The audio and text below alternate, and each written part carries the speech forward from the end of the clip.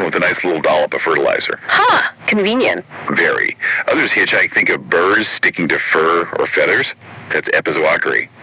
Birds are huge dispersers, carrying seeds vast distances. Squirrels burying nuts and forgetting some. That's dispersal too. It's vital for forest regeneration and resilience. Okay, pollination, seed dispersal, then the more dramatic one, predation. Yeah, nature in tooth and claw. It seems brutal, but ecologically it's absolutely essential. Predators regulate prey populations. They keep herbivores from eating everything in sight and causing a total collapse. So they prevent booms and busts. They help smooth things out. But it's more than just population control. Predation is a powerful force of natural selection. Predators often take the easiest targets, the old, the sick, the weak. Meaning the healthiest prey survive and reproduce. Exactly. It keeps the prey population genetically strong and resilient.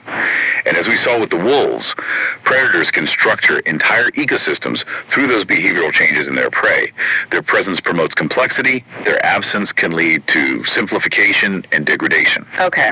And the fourth one, this feels like the hidden engine room, nutrient cycling. Totally. This is where those often ignored parts of wildlife come. The fungi, the bacteria, the earthworms, the termites, the dung beetles. Yeah. All the decomposers and detritivores. Breaking stuff down. Breaking everything down. Dead plants, dead animals, waste products.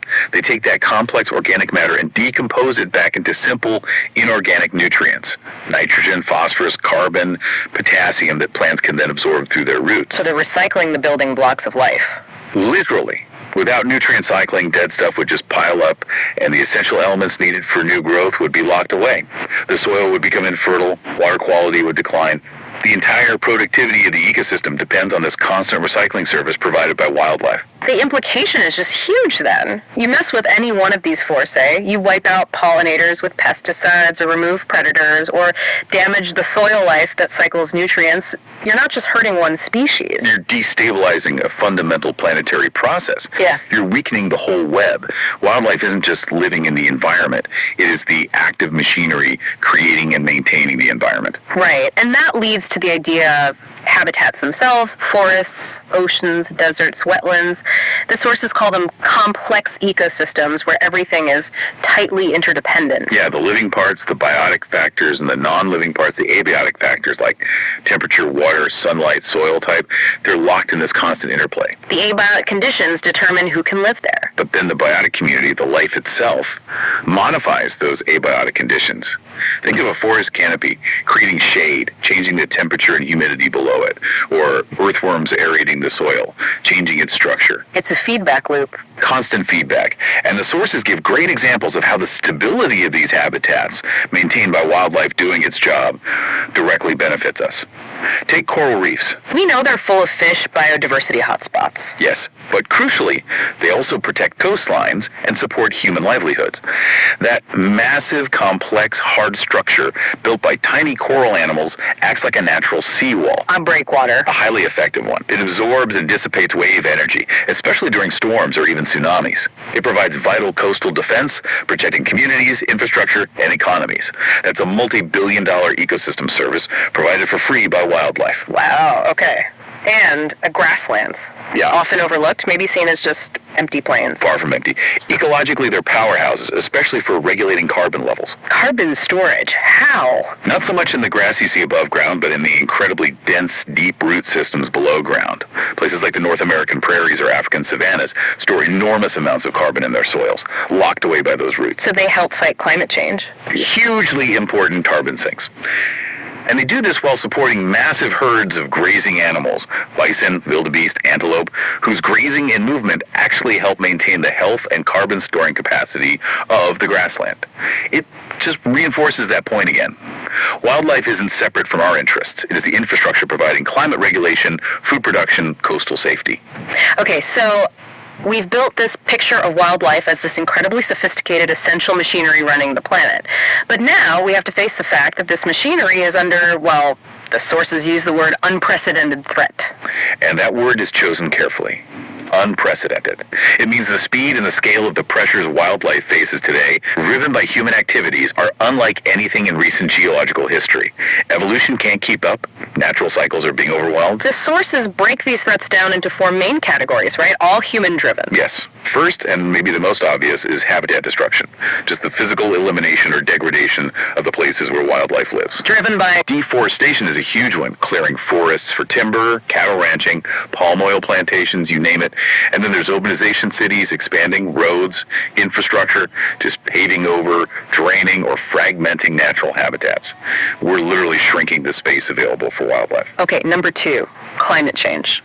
This one feels pervasive. It is. It's not just destroying habitat in one place. It's changing the fundamental operating conditions everywhere.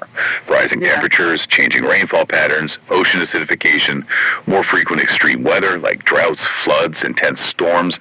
It stresses everything, everywhere. Third is more direct pressure on species themselves, illegal hunting and poaching. Yeah, driven by the illegal wildlife trade. This could be for traditional medicine, bushmeat, luxury goods like ivory or rhino horn, the exotic pet trade.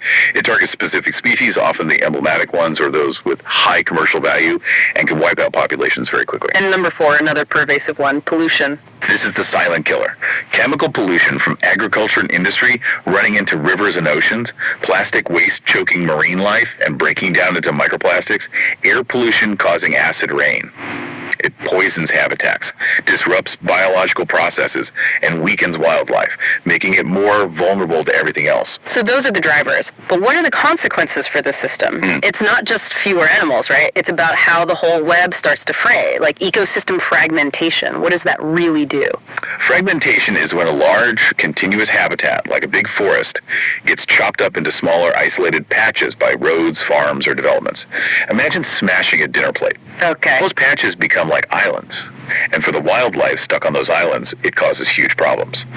The most immediate is it limits genetic diversity. Because they can't easily move between patches to breed with other. Exactly. The gene pool within each patch shrinks. This leads to inbreeding, which reduces fitness and resilience and makes the population much more vulnerable to disease or environmental changes. A single bad event could wipe out an entire isolated population. And it messes up movement too. Totally disrupts migration routes. Animals that need to travel long distances seasonally, birds, caribou, fish, butterflies, suddenly hit barriers. Roads, dams, fences, cities. These can block ancient routes needed for finding food or reaching breeding grounds. Okay, so fragmentation isolates and blocks.